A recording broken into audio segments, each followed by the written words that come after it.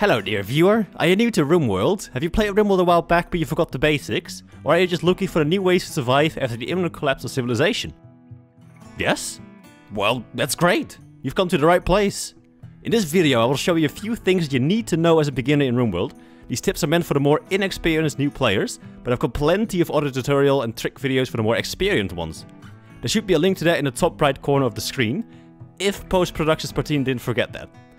All mods and DLCs have been disabled for this video, so you are seeing the base game. So anyways, let's get right started. Let's get right started? What the fuck is that? So anyways, let's get right started. Let's get right again. So anyways, let's get started. Number 1. Customize your scenario. The basic starter scenario is crash landed. You spawn with 3 pawns, 1 pet, 2 guns, 1 knife, some clothing, some armor, some food, some medicine, and some building supplies. But if you hate a certain event, like infestations or a blight, you can turn it off in the scenario editor. You just click edit mode. Now you can change everything. Click add part, disable event, look for the event you want to disable, click it, and then it will not happen in your run. This of course makes your run a bit easier, but there's no shame in that. Some people love the most difficult experience Rimworld can offer, and some play it like The Sims, but with cannibalism and war crimes. Do whatever makes you happy. Number 2. Starting location. Picking a tile where you want to start is very important. You can see all the info on the left here. If you can't see it in your game, click the terrain button in the bottom here. Temperate Forest is one of the best beginner biomes. You'll have all 4 seasons and is not too harsh. Always check the terrain type before you pick a tile. Mountains and hills give you more natural resources you can mine, but a flat map or a map with small hills will make traversing the tile easier and a bit quicker. Have a look at the average temperature so you can see what temperatures you can expect. Next, look at the growing period. The longer the growing period, the longer you can grow your crops. Pretty straightforward. This will make the winter shorter and easier to get through. Next, check the average disease frequency. It's different per biome, so if you stay in the temperate forest biome, it will stay 1.2. Doesn't matter if you're up here or down here. But for example, the desert has a disease frequency of 0.7, so you get a lot less often sickness events. Number 3. Research projects. There's a lot to research in Rimworld and it can be a bit overwhelming at first. So let me point out some important research projects that are good to get as soon as possible. You luckily already have a bunch of things researched with the crash landed start, like electricity and complex furniture. Batteries are usually good to get first. It only costs 400 research points and they can store your electricity. If you get wind turbines or solar panels for example, you won't have electricity if there's no wind or sun without batteries. Sterile materials is also important. You can use them to keep your hospital, kitchen and research room clean. You don't want your kitchen to be dirty, otherwise you get food poisoning. You also want to try and get armor as quick as you can. It can often make the difference in a fight. I don't tend to research guns myself until a later point in the game, when I have expert crafters. I usually just get them from raiders or traders at the start. Mortars are also important, so you can hurt bigger raids before they arrive at your base. Or you can attack siegers safely from a distance. Geothermal power is a big project, but it gives you a lot of electricity. So if you have a geyser nearby, that is also a good research project to do. There are a lot more important ones to go for, like turrets for extra defense, microelectronics to trade with spaceships, and to craft EMPs, but that's for later in your run. If you want to speed up your research, and you have another researcher available, you could add another research bench to your research room. They will both work on the same project, so it will be done faster. Number 4. Wealth management. Wealth increases raid difficulty. Without going too much into the numbers and mechanics of the game, the more wealth you got, the harder the raids will be. You can check your wealth by going to the history tab and check the graph or the statistics. You can lower your wealth by buying things from traders if you play on a hard difficulty. The harder your difficulty is, the harsher the trade price will be. But the easier way to lower your wealth is to burn unnecessary items with a Molotov cocktail, like this 1000 human leather I have. For reasons. Also, don't hoard everything. It's nice to take all weapons from raiders and put them in a room in case you might need them at some point in the future, but it will also increase your wealth. You can always donate your surplus of weapons and materials to factions nearby for goodwill. It's a nice way of making alliances, as well as lowering your wealth. And if you have an alliance with a faction, they may even send you military aid when you are being attacked. And that is worth much more than a few poor quality spheres gathering dust to your storage. Number 5. Separate kitchen and research rooms. Separating your kitchen and your research rooms from other rooms is important too. cleanliness is important for cooking. If the kitchen is dirty because of a lot of traffic, or because it has a butcher table in the room, it can make the meals food poisoned, and no one wants pawns that work super slow while projectile vomiting all over your base. Even if you don't have the silver yet to make a sterile floor, a separate kitchen will cause less traffic and therefore stay cleaner than a big room with a lot of workstations. A research room is better separated from the rest of the base because the dirt will slow down the research speed. Sterile tiles actually give you a small research bonus due to the level of cleanliness. So investing some silver into that is most of the times worth it. Oh yeah, one additional piece of advice: light affects work speed and your pawn's mood.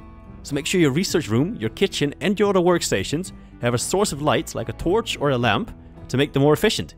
Number 6. Steel burns.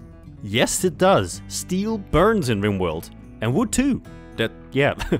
Don't build your walls out of steel or wood unless you have no other choice. Enemies, flash storms or even an unlucky dying boomalope can set your entire base on fire if you make it out of steel or wood. It is fine to build your base out of wood when you get started and need a roof over your head, but try and replace it with stone as quick as you can. But you can keep your doors out of wood and steel. They are weaker than stone doors, but they open much faster. Number 7. Recreation. Just like you, your pawns also need entertainment. You can give them that in a bunch of different ways, like horseshoe pins, telescopes, chess tables and even drugs. But your pawns get bored of types of recreation if they do it too much. If you check their needs tab and hover over their recreation bar, you can see if they are bored of a certain type of recreation. You can also check what type of recreation something is by checking the info tab. Look at this horseshoe pin, for example. Click on this to go to the info tab. Now you can see the type of recreation. It is dexterity play.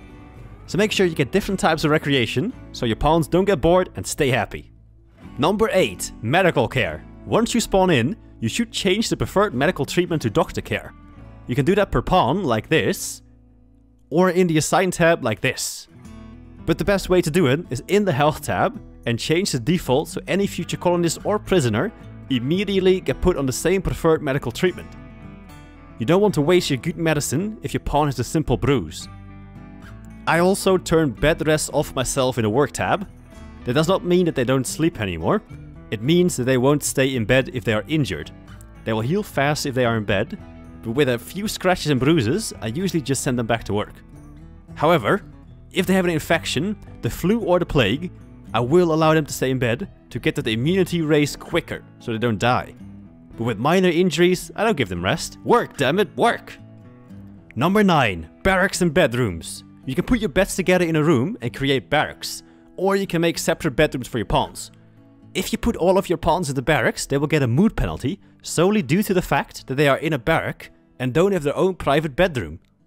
They will also get a mood penalty if other pawns go to bed or wake up, as it will disturb their sleep. You could just chop off their ears. But let's calm down there, Van Gogh. There are also less extreme measures. You could make the barracks super luxurious so it negates the mood penalties. Or you can simply make separate bedrooms. They don't get disturbed, they don't get the barrack mood penalty, but it will cost them more space and materials. Some other experienced Rimworld players only use barracks and have their own tips and tricks for it, but I recommend making bedrooms. A 5x5 is the minimum I would go for, so it is not considered cramped. And if you have the materials, you can already start with double beds, just in case two pawns become lovers. But otherwise, single beds work just as great. Beds made out of stone will lower the rest rate, making your pawns sleep longer, so I recommend using wood or steel to make the beds. Pawns do get mood buffs or penalties depending on the quality of the bedroom or the barrack. So if you want to raise that quality, you could add things that increase the beauty, like marble floors, marble walls, statues, flower pots, etc. Number 10. Freezer. If you have a large freezer or you are playing in a hot biome, you might need to insulate your freezer so the temperature stays below 0 degrees Celsius and your food stays frozen. The easiest way to do this is to add an airlock so the warm air outside doesn't get into the freezer once you open the door. Then you could add a double wall for better insulation. Triple walls don't have an effect. Another thing you can do is to build your freezer into a mountain. Overhead mountain tiles insulate better than a constructed or a thin roof. The downside is that infestations will have a chance of spawning if the temperature is warmer than -17 degrees Celsius. So you either have to lower the temperature below -17 degrees Celsius, that is 1.4 Fahrenheit for our bald eagle friends, or you can take the risk of having to deal with angry insects in your freezer. And that is the end of part 1. Subscribe so you don't miss the second part. If you're watching this in the future and the second part is already out, it will be on the screen right now. I hope that these tips helped you get started in Rimworld. If they did, I would highly appreciate a like. And if you have more tips for beginners, let us know in the comments so we can all learn together. Also, there's a good chance I'm currently live on Twitch and streaming Rimworld, so if you have any more questions or you just want to hang out with other Rimworld players, come on by and join me on Twitch. The link is in the description below. That's it for now, have a great day, and I'll catch you in the next one.